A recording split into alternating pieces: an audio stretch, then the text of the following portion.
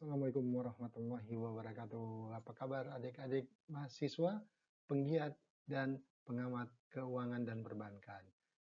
Kali ini kita akan membahas tentang sistem keuangan dan perbankan di Indonesia. Adik-adik mahasiswa yang hendak berkecimpung di dunia keuangan dan perbankan harus memahami dulu bagaimana sistem keuangan perbankan di Indonesia itu berjalan. Nanti kaitannya dengan bagaimana sistem perbankan itu berjalan di Indonesia. Baik, pada pertemuan kali ini kita akan coba mengupas sedikit demi sedikit sehingga nanti adik-adik mahasiswa dapat memahami posisi perbankan itu di sistem keuangan seperti apa. Nah, sebagai ilustrasi saja, jadi kalau kita perhatikan bahwasanya tolak ukur soal kemajuan satu negara itu adalah didasarkan kemajuan ekonominya. Bagaimana tingkat laju pertumbuhan ekonominya. Dan kita harus ketahui juga bahwasanya tulang punggung dari kemajuan ekonomi itu adalah dunia bisnis. Nah, jadi di sini kita bisa melihat bahwasanya kemajuan ekonomi Indonesia itu Eee, basic-nya adalah dunia bisnis. Namun, kita perlu ingat juga bahwasanya dunia bisnis itu sering mengalami permasalahan. Dan masalah pokok dan paling sering dihadapi oleh setiap pelaku bisnis itu adalah apa? Aspek keuangan, masalah keuangan. Bagaimana mereka dunia bisnis ini membutuhkan keuangan untuk membooster ya, untuk mempercepat pertumbuhan bisnisnya. Nah, selanjutnya kita bisa melihat bahwasanya perusahaan yang bergerak dalam bidang keuangan lah ini yang bisa memenuhi kebutuhan dari bisnis, kebutuhan keuangan dari pelaku bisnis ataupun juga individu. Nah, nanti peranan perusahaan yang bergerak dalam keuangan atau yang disebut dengan lembaga keuangan menjadi sangat besar. Ya, jadi kita bisa melihat dari ilustrasi ini bahwasanya lembaga keuangan ini sangat besar peranannya untuk mendorong kemajuan bisnis dan pada akhirnya bisa mendorong kemajuan ekonomi suatu negara. Baik, adik-adik mahasiswa dan pengamat keuangan dan perbankan. Jadi berbicara tentang sistem keuangan dalam satu negara itu tentunya terdiri dari lembaga keuangan ya yang terdiri bisa ada institusi perbankan, lembaga keuangan bukan bank, serta pasar yang saling berinteraksi. Nah, jadi nanti kita melihat juga bagaimana industri perbankan itu bersama-sama dengan IKNB, institusi keuangan non-bank itu berinteraksi dalam pasar ya secara kompleks ya. Tujuannya adalah apa? Tujuan adalah memobilisasi dana ya. Jadi kalau kita lihat tujuan dari lembaga keuangan bank ataupun non-bank itu diantaranya memobilisasi dana untuk apa? Untuk investasi dan menyediakan fasilitas sistem pembayaran ya. Nah, yang kedua yang perlu kita ketahui bahwasanya dalam sistem keuangan itu terjadi suatu proses intermediasi antara pihak atau masyarakat yang memiliki dana dengan yang membutuhkan dana. Nanti di situ akan terjadi proses transmisi dan transformasi, termasuk juga di dalamnya pengelolaan risiko serta penentuan harga di pasar. Jadi memang kalau kita bicara tentang sistem keuangan ini tidak sesederhana yang kita pikirkan ya. Di situ akan kompleks. Nanti kita bedah sedikit sedikit sehingga kita bisa lebih memahami sistem keuangan ya.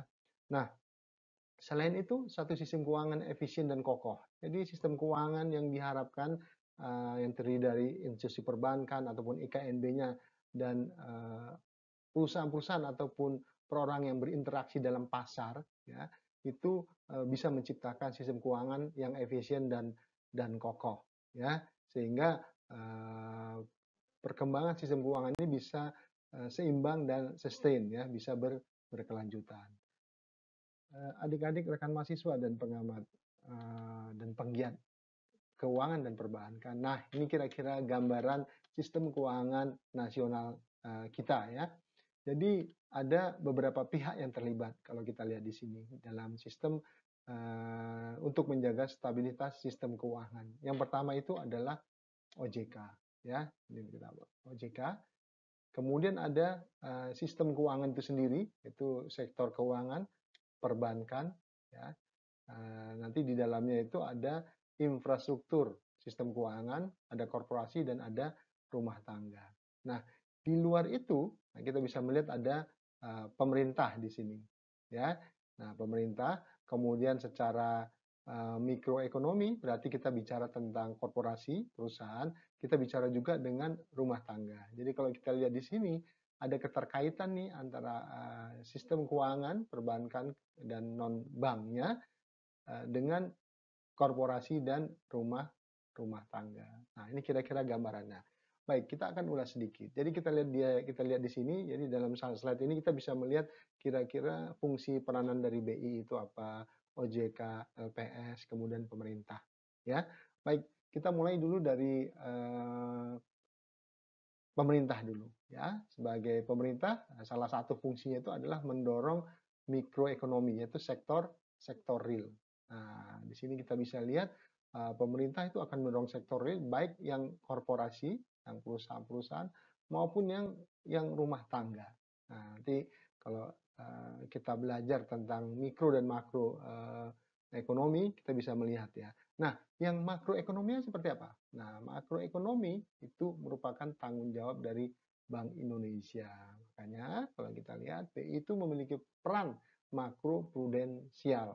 Nah, di sini tugas BI itu antara lain terkait dengan fiskal, kemudian terkait dengan moneter, terkait juga dengan internasional. Nah, jadi kalau kita lihat di sini, ini bicara internasional adalah bicara global. Jadi semua ini ya, merupakan tanggung jawab dari bank sentral. Dalam hal ini di Indonesia adalah Bank Indonesia. Nah, nanti B itu dikaitkan dengan sistem keuangan. Tadi kita sudah sebutkan, ada sektor keuangan, itu ada bank dan non-bank. Nah, nanti terkait juga dengan korporasi, perusahaan-perusahaan, dan rumah tangga. Di sini ada peran dari OJK dan lembaga penjamin simpanan terkait dengan sistem keuangan. Nah, ini kira-kira framework-nya. Jadi kita bisa melihat dengan jelas fungsi, tugas pokok dan fungsi dari Bank Indonesia, OJK dan LPS, kemudian nanti bagaimana peran pemerintah. Nah, sistem stabilitas keuangan berarti melibatkan pemerintah, Bank Indonesia, dan sistem keuangan itu sendiri di bawah pengawasan OJK dan dikaitkan juga dengan tugas pokok dan fungsi dari lembaga penjamin simpanan. Jadi kita bisa melihat ya rekan-rekan mahasiswa dan pegiat ekonomi perbankan dan keuangan bahwasanya perbankan itu merupakan bagian dari stabilitas sistem keuangan nasional. Ya, oke. Jadi kalau kita lebih detail sedikit, ini ada gambar, ini sistem perekonomian, ya. Di sini ada sistem perekonomian yang biru luas dia ya. Kemudian ada lagi sistem keuangan, ya tadi kita sudah lihat juga, dan di dalamnya ada sistem perbankan. Jadi kalau kita lihat dalam stabilitas sistem keuangan itu peran perbankan itu cukup besar ya, karena dia berpengaruh terhadap sistem, bukan hanya sistem keuangan, tapi juga berpengaruh kepada sistem perekonomian. Oke. Nah, sekarang kita bicara agak sedikit makro. Jadi kalau kita bicara di pasar ya, itu ada financial intermediary ya. Jadi kalau kita lihat di sini ada financial intermediary, yaitu apa? Lembaga perantara, yaitu perbankan. Jadi kalau kita lihat fungsi perbankan ini dua hal yang sama ya sebetulnya ya. Dia pengelolaan dana masyarakat, kemudian dia menyalurkan dana juga, fund, sumber dana juga bagi borrower. Nah, jadi kalau kita lihat bank itu berfungsi sebagai lenders ya. Sebagai lenders dan savers sekalian. Jadi kalau kita lihat orang yang menyimpankan dananya ya, dia akan masuk ke sini. Kemudian bank berfungsi juga sebagai menyalurkan ya kepada siapa? Kepada borrower. Nah, ini penyimpan itu bisa rumah tangga, perusahaan, pemerintah, orang asing. Nah, ini dia. Jadi ini sama juga, yang minjam juga sama. Kemudian ada sistem lain yaitu financial market. Jadi kalau kita lihat financial market itu akan menunjang fungsi intermediary sistem keuangan kita. Ini kira-kira bisa memberi gambaran sedikit di mana posisi perbankan. Nah, kita akan bicara juga mengenai hierarki aktivitas ekonomi. Ya, jadi aktivitas ekonomi itu merupakan faktor yang sangat penting bagi laju pertumbuhan ekonomi nasional. Jadi semakin baik aktivitas ekonominya akan bisa mendorong juga sistem laju pertumbuhan ekonomi nasional. Jadi aktivitas ekonomi ini sangat dibutuhkan untuk mendorong laju pertumbuhan ekonomi nasional. Nah, aktivitas ekonomi juga membutuhkan support ya. Jadi kalau kita lihat di sini aktivitas ekonomi itu ada dua ya. Yang pertama bidang keuangan, yang kedua usaha non keuangan.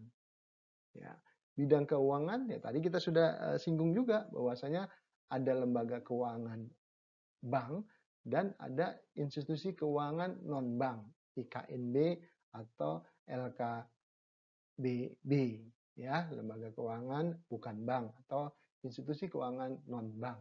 Nah, usaha non bank ya, kalau kita lihat di sini itu mencakup sektor-sektor real ya, apakah yang bersifat manufaktur, kemudian perdagangan atau jasa,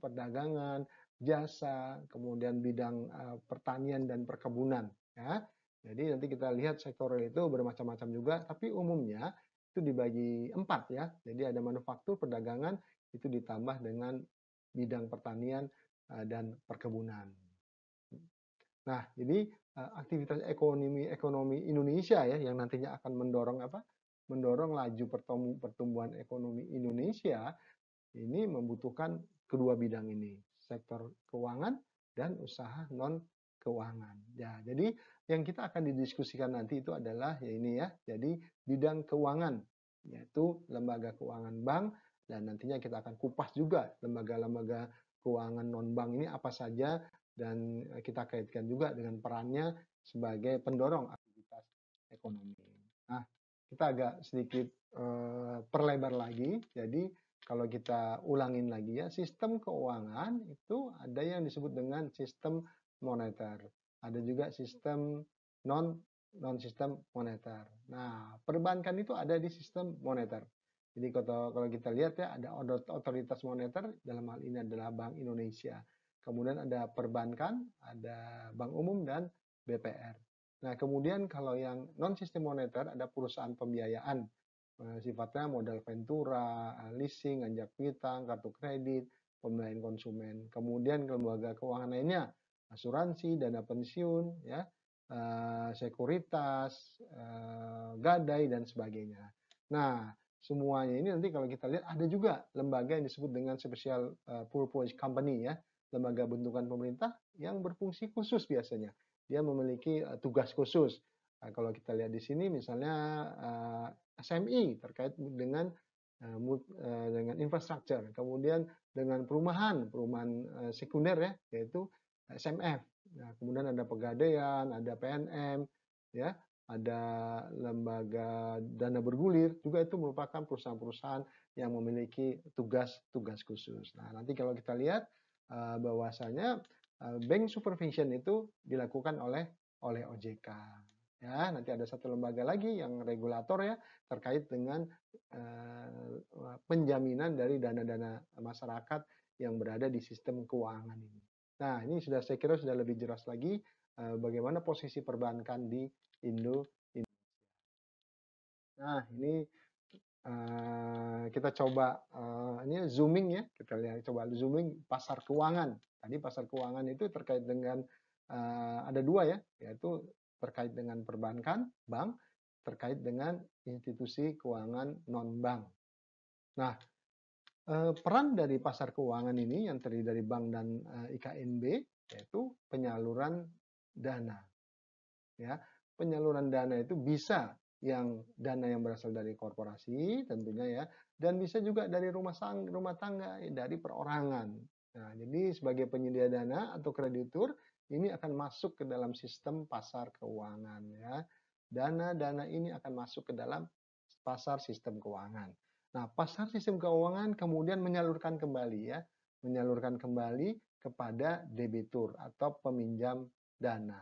Peminjam dana itu siapa? Ya bisa korporasi, ya, bisa juga rumah tangga. Jadi kalau kita lihat di sini ada persamaan antara penyedia dana dengan peminjam dana. Nah, nanti di sini ada peran tambahan dari pasar keuangan itu terkait dengan infrastruktur dan sistem pembayaran.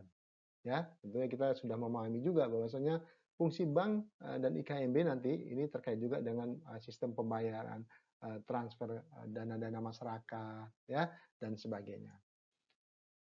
Oke, nah sekarang kita akan masuk kepada fungsi bank itu sendiri, ya. Nanti kita akan coba ya definisi apa itu bank dan fungsi bank itu seperti apa. Tadi sebetulnya kita sudah sampaikan bahwasanya bank itu adalah fungsinya adalah menghimpun dana masyarakat. Ya, dalam hal ini disebut dengan pemilik pemilik dana. Nah, pemilik dana orang-orang yang surplus fund, jadi dana-dananya berlebih itu disimpan di perbankan. Nah, kemudian diproses oleh bank ya untuk disalurkan lagi ke masyarakat. Kepada siapa? Kepada yang membutuhkan, ya, kepada yang defisit fund. Jadi orang-orang yang kekurangan dana. Jadi definisi orang kekurangan dana itu bukan orang miskin atau orang orang yang tidak memiliki uang ya, tetapi orang yang membutuhkan uang dalam jumlah tertentu yang mana dia tidak bisa memenuhi. Misalnya, ya, kita memiliki uang 50 juta, ya, tapi kita hendak membeli rumah seharga 500 juta. Berarti kita kekurangan 450 juta. Nah, ini disebut kita defisit fund ya. Kita defisitnya berapa? 450. Dengan uang yang kita punya 50, kita bisa datang ke bank untuk mengajukan KPR. Ya, untuk mengajukan KPR sebesar 450 juta. Berarti kita defisit 450 juta. Itu kita dikategorikan sebagai peminjam. Nah, jadi secara definisinya kita bisa melihat bank adalah suatu badan usaha yang menghimpun dana dari masyarakat dalam bentuk simpanan, ya, dalam bentuk simpanan dan menyalurkan dana tersebut dalam bentuk kredit atau bentuk-bentuk lain dalam rangka meningkatkan taraf hidup rakyat banyak. Jadi jelas ya dari gambar ini. Jadi ada beberapa kata kunci, fungsi dari bank itu adalah fungsi intermediasi, ya, lembaga intermediasi. Dia perantara ya, perantara. Kalau kita lihat nih posisi bank ini adalah perantara dana masyarakat ya dengan peminjam ya, masyarakat yang membutuhkan dana. Nah, karena posisi dia sebagai lembaga intermediasi. Jadi bank ini harus memiliki kepercayaan dari masyarakat. Ya, maka bank disebut juga sebagai trust institution. Jadi lembaga kepercayaan dari masyarakat. Ya, nanti kita lihat misalnya pada tahun 1977 turunnya kepercayaan, distrust dari masyarakat terhadap bank bisa berdampak luar biasa, bisa berdampak kepada fund rush ya yang membuat bank bisa menjadi collapse. Baik, kita lanjutkan. Nah, ini kita sudah mulai lebih detail lagi. Jadi di Indonesia ini kita bisa membagi lembaga keuangan atau financial institution ini ke dalam 3 ya. Yang pertama itu lembaga keuangan bank yang sifatnya adalah depository financial institution. Ya, kemudian ada lembaga keuangan bukan bank atau sekarang biasa disebut dengan institusi keuangan non bank (IKNB). Nah, ini disebut dengan non depository financial institution. Nah, yang ketiga itu adalah lembaga independen, ya, lembaga independen atau independent financial institution. Nah, sekarang kita bisa melihat perbedaannya apa ya. Yang satu adalah kata kuncinya adalah depository. Ya, depository itu berarti dia bisa menghimpun dana. Ya, tentunya kita tahu ada 2. Yang pertama Bank Indonesia, kemudian ada Bank Perkreditan Rakyat atau yang S ini adalah Bank Perkreditan Rakyat atau Bank Pembiayaan Rakyat Syariah. Ya, jadi di Indonesia ini hanya ada 2 jenis bank, yaitu Bank Umum dan BPR atau BPRS. Nah, bank umum nanti ada dibagi bank syariah dan bank konvensional. Nah, yang kedua itu ada IKNB yang bersifat non depository ya. Jadi kalau kita lihat memang asuransi, leasing, lembaga pembiayaan, pegadaian itu tidak bisa menghimpun dana masyarakat. Ya, nanti dananya dari mana ya? Kita akan pada saat kita mempelajari tentang IKNB, kita akan melihat dari mana sumber-sumber dana dari IKNB. Nah, di Indonesia yang ketiga adalah lembaga independen, yaitu yang pertama itu adalah Bank Sentral, dalam hal ini Bank Indonesia, kemudian Otoritas Jasa Keuangan, dan Lembaga Penjamin Simpanan. Ini merupakan lembaga independen ya yang dibentuk ya untuk mengawasi, ada fungsi pengawasan, kemudian ada fungsi pengaturan juga terhadap antar hubungan lembaga keuangan dan lembaga keuangan non-bank dengan sistem makroekonominya. Ya, nanti terkait dengan apa? Dengan inflasinya, dengan peredaran uang. Nah, ini nanti fungsi-fungsi dari Bank Sentral, OJK dan LPS kita akan bahas pada sesi-sesi berikutnya. Nah, ini saya kira azas fungsi dan tujuan bank tadi sudah ya. Jadi di situ bank berperan dalam pengalihan aset, sebetulnya bukan pengalihan aset ya, aset transmission ya, kemudian transaksi otomatis ya, terkait likuiditas juga.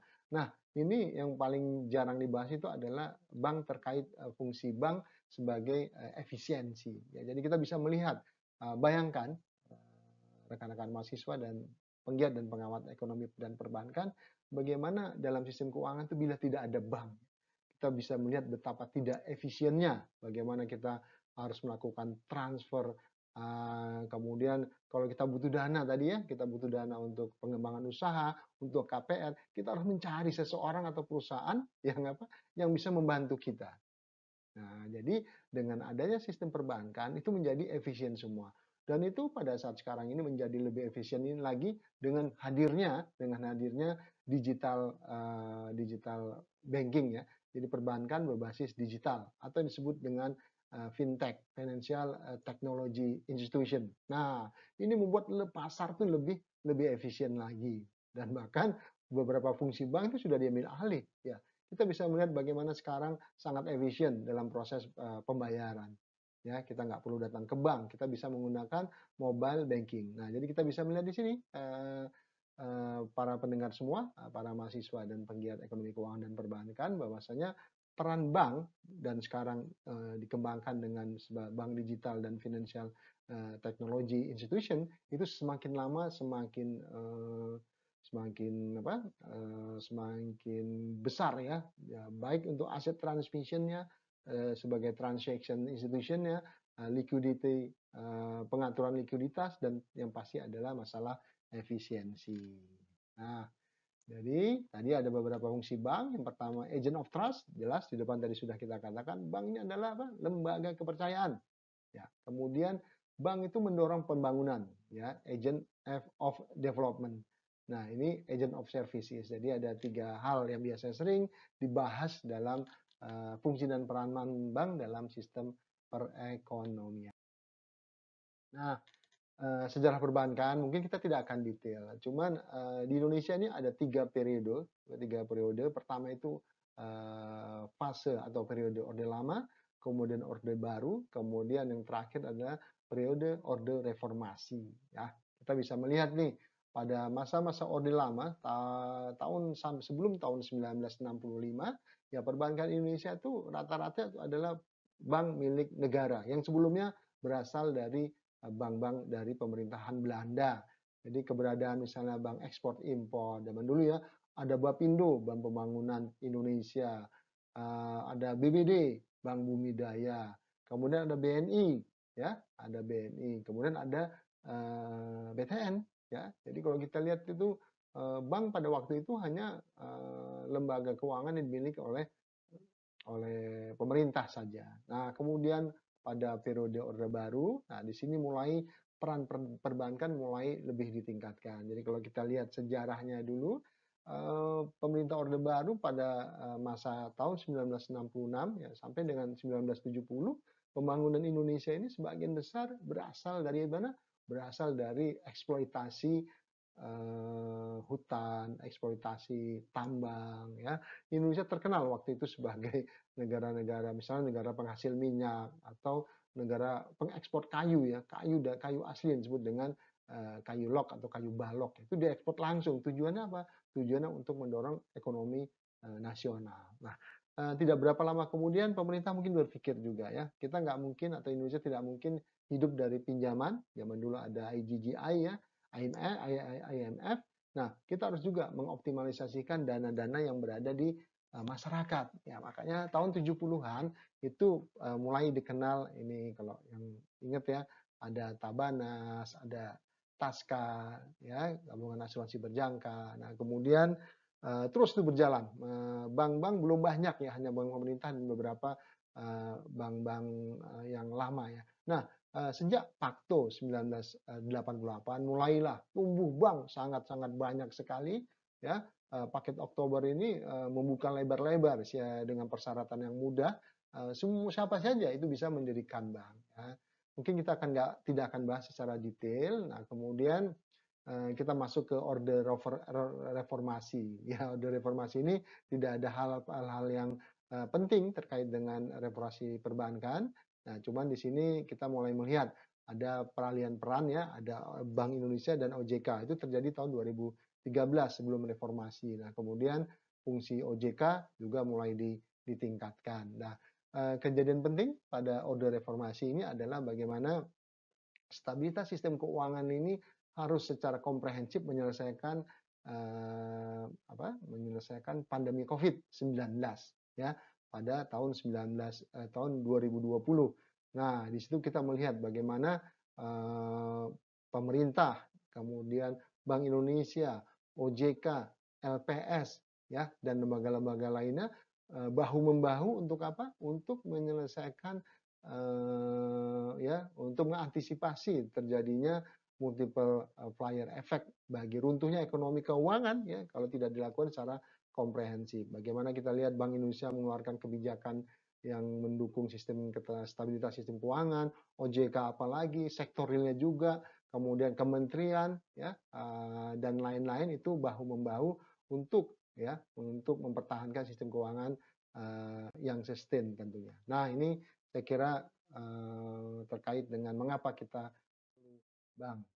Nah, tadi kita sudah sampaikan ya bahwasanya peran perbankan itu ya penghimpunan dana, penyaluran dana dan operasional bank atau jasa-jasa lainnya. Nah, kemudian terakhir ya itu mulai berkembang lagi nih sejak tahun 2010 ya perbankan konvensional. Ya, perbankan syariah maksudnya selain perbankan konvensional. Nah, mulai berkembang sistem keuangan syariah ya yang disebut dengan bank syariah yang memiliki perbedaan yang cukup substantif karena produk-produknya berbeda ya. Produk-produk bank syariah itu umumnya berbagi hasil dan jual beli. Ada produk-produk lainnya misalnya produk sewa ya atau ijaroh. Tapi umumnya ya itu tadi ya, bagi hasil dan jual beli. Nah, perbedaan skema penghimpunan dana ataupun penyaluran dana ini yang membuat bank syariah ini menjadi alternatif ya alternatif dalam sistem keuangan di Indonesia karena sebagian besar penduduk Indonesia ini adalah muslim dan ini perkembangan bank syariah sampai dengan saat sekarang ini tahun 2022 sangat signifikan apalagi dengan keberadaan bank syariah Indonesia merupakan bank hasil merger antara Bank Syariah Mandiri, BNI Syariah dan BRI Syariah. Nah, ini membuat bank syariah itu semakin kokoh dengan adanya bank hasil merger dari bank-bank milik BUMN. Ya, jadi mekanisme transaksi di bank syariah ini kita bisa bedakan dengan transaksi di bank konvensional dengan adanya perbedaan produk ya, perbedaan bagi hasil. Nah, begitu juga dengan kreditnya itu juga berbasis bagi hasil dan jual beli. Ya, nanti di lain kesempatan kita akan kupas lebih dalam apa sih beda antara bank syariah dan bank konvensional. Kita lanjutkan ya. Sumber keuntungan bank ya kalau tadi kita bicara tentang fungsi bank, penghimpunan dana, penyaluran dana, kira-kira bank mengambil keuntungan itu dari mana ya? Nah, ini yang pertama itu adalah pendapatan bunga atau yang biasa disebut dengan net interest income atau kalau di bank syariah disebut dengan net margin income. Nah, ini adik-adik mahasiswa itu sering salah ya, sering salah. Beberapa kali saya lagi mengadakan kuis ya, sumber pendapatan bank dari mana? Dari bunga deposito. Dari bunga deposito. Nah, ini persepsi ini kita akan coba luruskan. Jadi bukan dari bunga deposito, malah bunga deposito itu adalah beban ya, beban kewajiban bank membayarkan kepada siapa? Kepada nasabah deposannya. Nah, jadi yang tepat itu adalah pendapatan bunga yang berasal dari selisih. Ya, pertama dari kata kuncinya selisih antara bunga pinjaman, pembiayaan atau kredit dengan bunga simpanan. Ya, jadi selisih dana yang disalurkan dalam bentuk kredit dengan bunga simpanan. Pasti ada selisihnya. Lebih besar mana? Ya, tentunya lebih besar bunga kredit atau bagi hasil pembiayaan dibandingkan dengan bunga simpanan atau bunga deposito. Nah, ini yang lazimnya disebut dengan spread ya, spread. Jadi selisih antara bunga kredit dengan bunga simpanan. Itu yang pertama ya. Jadi jangan salah lagi nih, bukan dari deposito, bunga bunga deposito atau bunga simpanan itu malah merupakan apa? Beban ya. Baik. Yang kedua, nah ini yang sekarang dikembangkan oleh perbankan Indonesia yang disebut dengan apa? Fee based income, pendapatan berbasis fee ya. Contohnya di sini biaya administrasi bulanan ya. Rekan-rekan mahasiswa setiap bulan tabungannya itu dikena biaya administrasi. Ada yang 5.000, 10.000, 12.500, 15.000 ya, bermacam-macam. Jadi setiap bulan tabungan kita giro itu dikenakan administrasi. Nah, kemudian sekarang berkembang lagi nih, misalnya untuk jasa pembelian ya, pembelian top up, misalnya kita top up GoPay kita ya, itu kita dikenai apa? Dikenai fee 2.500, 1.500. Pembayaran misalnya, pembayaran apa? Pembayaran pajak PBB dikenain fee juga. Kemudian transaksi-transaksi perbankan lainnya ya, transfer inkasu dan sebagainya. Ada juga penyewaan safe deposit box. Jadi kita di priority banking biasanya kita punya disebut dengan safe deposit box ya, SDB. Ya, kita disewakan semacam brankas atau locker begitu ya, ukuran tertentu ya kita harus bayar sewa secara tahunan. Ya, kemudian pendapatan lain aktivitas kredit. Jadi ada biaya administrasi kredit, ada provisi dan sebagainya. Itu merupakan sumber pendapatan bank yang sangat besar. Nah, jadi kalau kita lihat di sini dari dua ini ya, sumber pendapatan bank dari net margin, net interest income ini masih merupakan paling besar ya. Mungkin ya sekitar 80% ya. Ya, sekitar 80, 70 sampai 80% ini bersumber dari net interest income. Nah, jadi wajar saja kalau perbankan Indonesia ini sangat memperhatikan kualitas kredit atau kualitas pembiayaannya. Untuk apa? Untuk menjamin bahwasanya pendapatan bunga atau margin atau bagi hasilnya itu bisa sustain ya, sehingga profit yang diharapkan masih bisa terjaga. Nah, kemudian tentunya tetap mengembangkan pendapatan-pendapatan lain berbasis fee ya, berbasis fee. Nah, yang ketiga, nah ini juga sedang dikembangkan juga, yaitu disebut dengan treasury income ya. Untuk bank-bank devisa, adik-adik mahasiswa tentunya sudah tahu ya apa itu bank devisa. Itu mendapatkan margin transaksi valuta asing ya, selisih antara jual beli itu mendapatkan marginnya. Kemudian mendapatkan fee atau komisi dari transaksi trade finance ya, bisa juga bank garansi. Itu merupakan sumber-sumber dari treasury income. Nah, pada saat sekarang mulai banyak lagi nih ya referral atau penjualan produk-produk bank insurance ya, produk-produk asuransi yang di-blend, di-mix dengan produk-produk perbankan. Kemudian produk-produk terkait dengan pasar modal, misalnya reksadana. Ini bank bisa mendapatkan komisi dari penjualan atau referral dari produk-produk bank insurance ataupun produk reksadana. Nah, bagi perusahaan-perusahaan atau bank yang besar biasanya ada pendapatan income lain-lain dari anak usaha. Misalnya dahulu waktu Bank Syariah Mandiri, itu anak perusahaan dari Bank Mandiri, dari usaha syariahnya. Jadi Bank Mandiri itu mendapat profit juga, mendapat pendapatan dari Bank Syariah Mandiri. Begitu juga dengan BNI Syariah, ya memberikan profit juga bagi induknya yaitu Bank BNI. Ya dari perusahaan anak usaha asuransi, leasing dan sebagainya. Nah, rekan-rekan mahasiswa dan penggiat dan pengamat ekonomi. Jadi kita melihat minimal ada 5 nih sumber keuntungan bank. Jangan salah lagi ya, jangan salah lagi bahwasanya keuntungan bank itu bukan dari bunga deposito ya, ya bukan, tapi berasal dari selisih spread ya antara bunga kredit dengan bunga deposito. Nah, selanjutnya sebagai pengantar saja, ini memang sangat penting ya tadi ya, fungsi bank itu adalah menghimpun dana, dana masyarakat, kemudian menyalurkannya. Jadi kalau kita lihat di sini, nanti kita bisa lihat di neraca bank ya. Di neraca bank kalau kita lihat misalnya neraca, di sini ada aset, ada liabilities.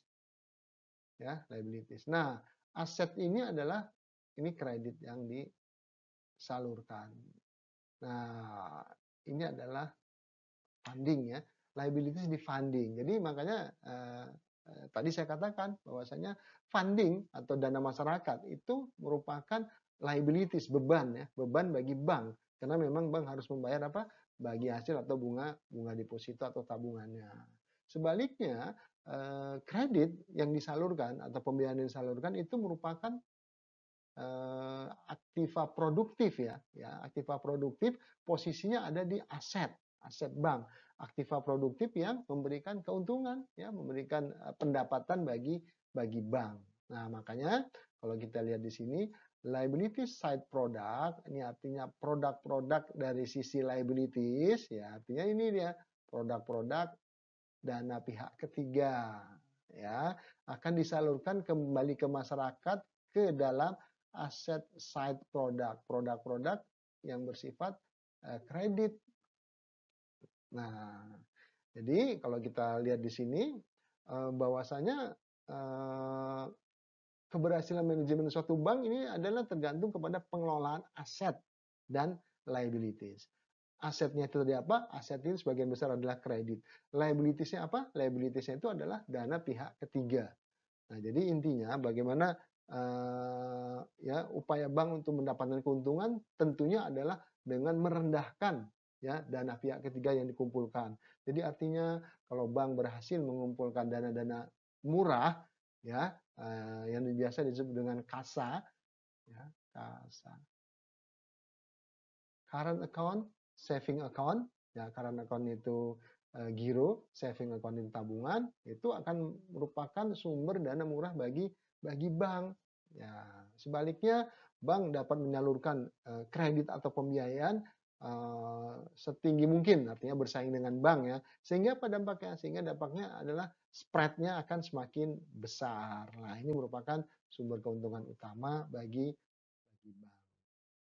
Nah, ini juga perlu kita bahas sedikit nih, bahwasanya bank itu memiliki sumber dana yang selalu disebut-sebut itu adalah dana masyarakat. Jadi fungsi bank tadi apa? Menghimpun dana masyarakat atau yang disebut dengan dana pihak ketiga. Nah, ini dikenal dengan DPK ya, dana pihak ketiga. Nah, terus berarti ada dana pihak keduanya dong. Iya, benar ya. Ada dana pihak kedua dan ada dana pihak ke satu. Ya, dana pihak ke satu, dana yang berasal dari ya betul ya, modal sendiri dari pemegang saham. Dana pihak kedua, dana yang berasal pinjaman dari luar ya, di luar apa? Di luar pemegang saham dan di luar dana pihak ketiga, yaitu siapa? Bisa jadi obligasi, pinjaman dan sebagainya dan sebagainya. Nah, ini saya kira perlu dipahami juga oleh adik-adik rekan mahasiswa dan pegiat ekonomi keuangan dan perbankan ya. Jenis-jenis dana yang dikelola oleh bank itu ada dana pihak pertama, pihak kedua dan pihak ketiga. Nah, yang umum itu pihak ketiga ya, DPK atau dana masyarakat. Nah, ini mungkin agak kecil ya, ya intinya hampir sama yang tadi dana pihak ke satu, ya dana pihak kedua dan dana pihak ketiga. Nanti bisa dilihat ya sumber-sumbernya lebih detailnya lagi. Nah, sekarang kita akan coba belajar tentang neraca. Tapi bukan tadi saya sudah sampaikan ya, kalau kita bicara neraca, mestinya kita sudah familiar ya, di sini aset, di sini liabilities. Nah, nanti kita di sini adanya aset lancar, ya, fixed aset. Di sini ada hutang lancar, hutang jangka panjang dan modal. Nah, ini 5 blok ini harus hafal ya, harus hafal. Ini aset lancar, current aset, ini fixed aset, ini kewajiban lancar, ini hutang jangka panjang, ini modal. Ya, bank juga sama, ya rekan-rekan mahasiswa dan penggiat dan pengamat ekonomi, keuangan, dan perbankan. Ini juga sama penyusunan neracanya, cuman pos-posnya nanti akan berbeda-beda. Nah, di perbankan ini sebagai contoh saja, ini saya ambil contoh neraca bank syariah ya. Jadi hal-hal yang diperhatikan itu adalah apa? Total aset ya, total aset, kemudian total dana pihak ketiga. Dana pihak ketiga posisinya di mana? Ya, ini adanya di liabilities. Total pembiayaan atau kredit. Nah, posisinya ada di mana? Ya, ini di aset. Nah, nanti aset dan liabilities-nya itu dikelola yang disebut dengan asset liability management ya, ALMA. Nah, salah satu yang berpengaruh juga ya, beberapa rasio penting nanti kita akan pelajari beberapa rasio penting ya. Rasio pembiayaan bermasalah. Ya, nanti kita pelajarin, kemudian rasio antara deposit dengan keuangan finance kredit yang disalurkan dengan dana pihak ketiga. Nanti kita pelajarin lebih detail ya. Oke. Nah, tadi saya sudah menyebut-nyebut ALMA nih ya. Jadi perbankan fungsi manajemen di perbankan yang paling penting itu adalah bagaimana mengelola aset ya dan mengelola liabilities. Kredit itu ada di aset, kredit yang disalurkan maksudnya itu ada di aset dalam neraca. Dana yang diperoleh dari masyarakat, dana pihak ketiga itu ada di posisi liabilities atau kewajiban. Sehingga fungsi aset liability management atau pengelolaan aset dan liabilities bank ini menjadi sangat penting ya. Tujuannya ujung-ujungnya adalah untuk memperoleh profit yang optimal ya. Bagaimana kita mengelola dana-dana yang murah, dana DPK, dana pihak ketiga yang murah, kemudian menyalurkannya kepada masyarakat tentunya dengan harga yang bersaing sehingga kita memperoleh keuntungan yang baik ya. Nah, jadi kalau kita lihat ALMA ini fokusnya ada 3 yaitu masalah permodalan. Di neraca kita bisa lihat ya, aspek permodalan, penghimpunan dana, dan penggunaan dana atau aset atau kredit. Nah, nanti mengenai ALMA kita akan bahas tersendiri ya pada pembahasan tersendiri karena butuh waktu yang cukup lama untuk membahas bagaimana bank melakukan pengelolaan aset dan liabilities-nya. Nah, nanti kita lihat juga terkait ALMA itu ada rasio keuangan paling penting, tadi sudah saya sebutkannya, yang disebut dengan loan to deposit ratio. Ya, rasio antara kredit yang disalurkan dengan dana pihak ketiga dan kewajiban lainnya, misalnya obligasi. Ya, kemudian ada aturan baru mengenai rasio intermediasi makro prudensial (RIM) ya, ini dikeluarkan oleh Bank Indonesia. Nah, 3 fungsi ALMA ya. Yang pertama tentunya tadi berkaitan dengan tingkat laba yang optimal. Nah, ini nanti kita akan bahas khusus ya. Tapi sepintas saja bisa saya sampaikan di sini. Tujuan ALMA yang dilakukan oleh setiap bank itu mencakup untuk menjaga pertumbuhan bank yang wajar dan pendapatan maksimal. Jadi kadang-kala bank itu nggak boleh juga terlalu ekspansif ya. Hati-hati juga dengan pertumbuhan yang ekspansif. Jadi menjaga pertumbuhan yang wajar, tapi pendapatan maksimal, optimal lah ya.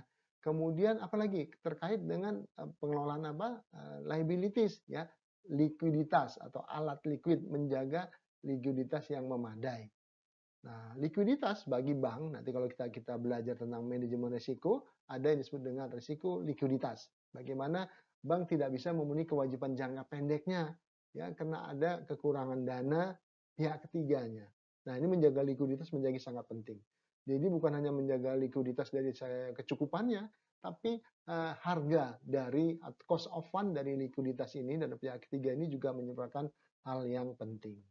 Nah, yang ketiga, membentuk cadangan. Nah, pembentukan cadangan, PPAP, ataupun dengan CKPN, ya, itu merupakan hal yang penting juga.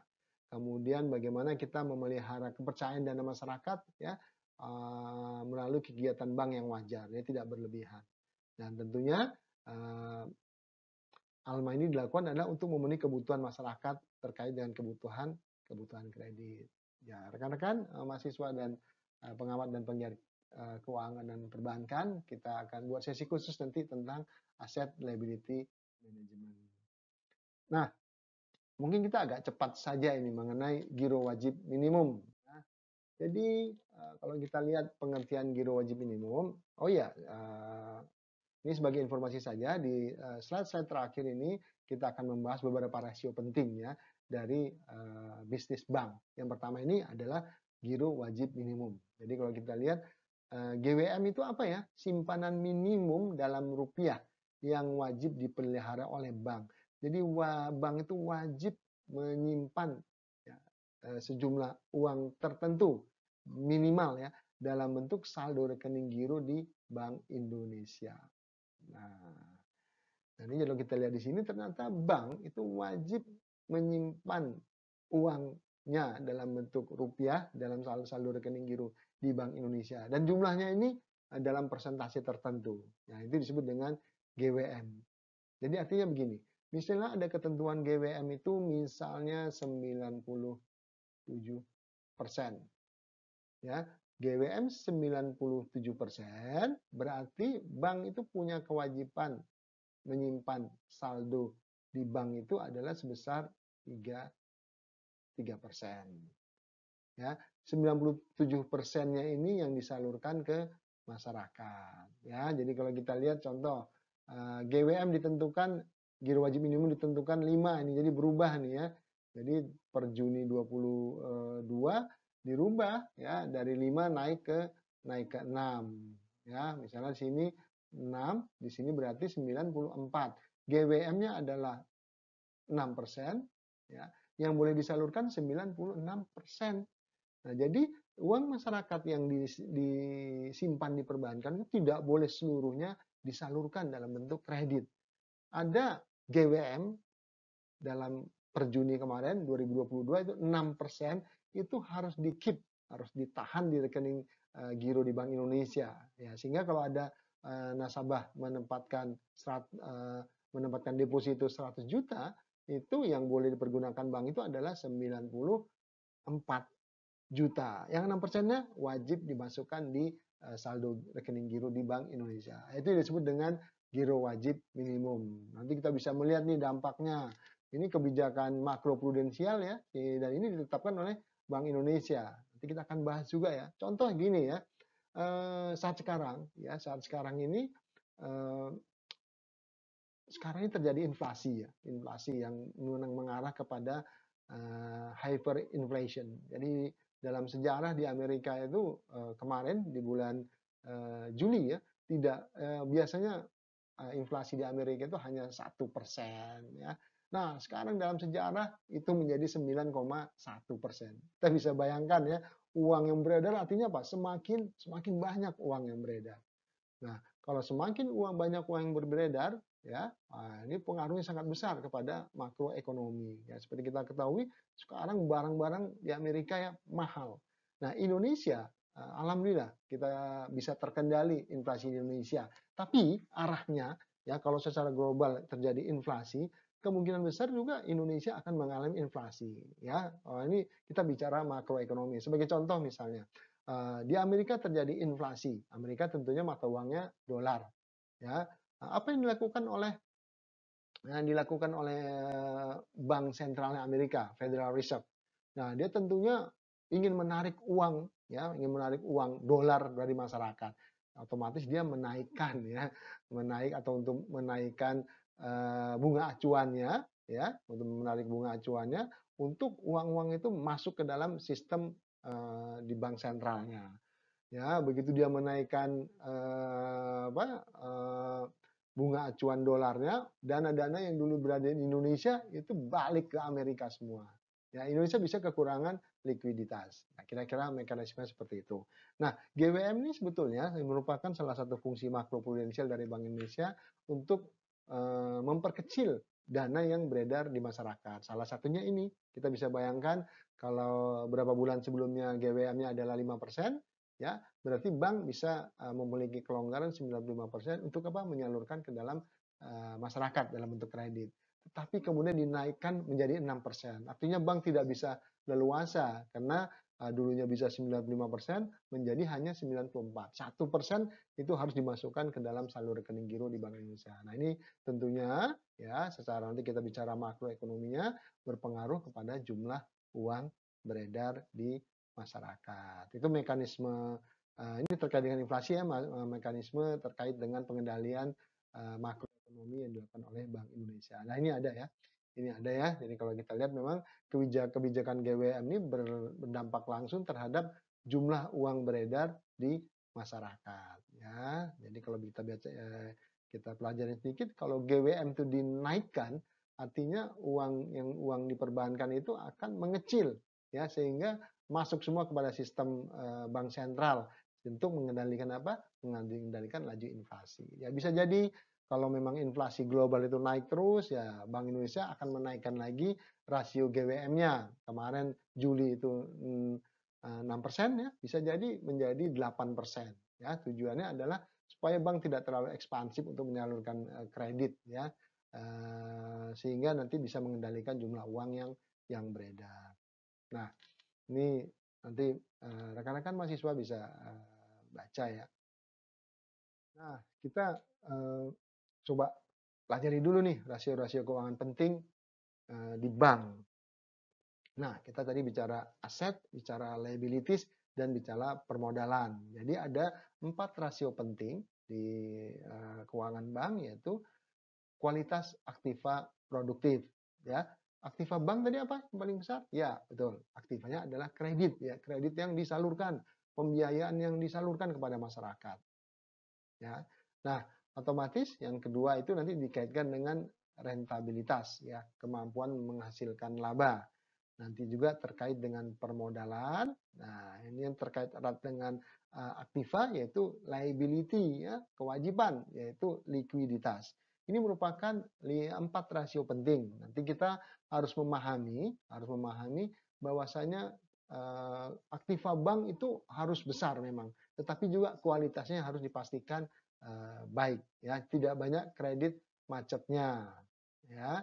Jadi kalau di bank syariah namanya NPF, non performing financing. Kalau di konvensional non performing loan ya, rasio kredit bermasalahnya. Itu rasionya ada gross dan ada net. Nah, kemudian kemampuan berlabanya dari return on asset, return on equity, net interest margin, dan BOPO, biaya operasional, rasio biaya operasional dibandingkan dengan pendapatan operasional ya. Nah, kemudian dengan permodalan biasanya dapat dilihat dari rasio apa? Dari rasio CAR ya, capital adequacy ratio. Dari sisi likuiditas, ya ini terkait dengan FDR atau di konvensional LDR ya, loan to deposit ratio. Nah, satu lagi rasio deposan inti dibandingkan dana pihak ketiga. Jadi deposan inti itu adalah didasarkan apa? Didasarkan 50 deposan tertinggi di satu bank. Ya, misalnya satu bank memiliki ada 50 deposan terbesarnya, misalnya dana pihak ketiganya ada 10 triliun. Nah, ternyata deposan intinya 50 deposan terbesarnya itu 6 triliun. Berarti rasionya adalah 6/10 ya, 60%. Nah, ini harus dijaga supaya tidak terlalu banyak deposan intinya. Nah, ini perhitungan rasio-rasionya, rasio NPL atau NPF gross, net itu seperti apa, ROA seperti apa. Teman-teman rekan mahasiswa bisa pelajari ya nantinya ya. Ini tadi rasio kredit bermasalah ya, yang gross dan net ya. Kalau net ini adalah nanti dikurangi dari pencadangan dan jaminan. Return on asset, jadi laba sebelum pajak dibagi dengan rata-rata total aset. Ya. Return on equity, rata-rata laba setelah pajak dibagi dengan rata-rata ekuitas. Nah, begitu juga dengan net net income ya. Nanti juga ada kasa. Kasa itu adalah rasio giro dan tabungan ya dibagi dengan total dana pihak ketiga. Ini ada perhitungan BOPO, perhitungan CAR, CIR, LDR atau FDR, RIM ya. Tadi juga ada. Jadi saya kira itu yang kita bisa diskusikan pada kesempatan ini. Terima kasih atas perhatian dari adik-adik rekan-rekan mahasiswa penggiat dan pengamat ekonomi keuangan dan perbankan. Saya kira saya cukupkan sampai di sini. Billahi taufik wal hidayah. Assalamualaikum warahmatullahi wabarakatuh.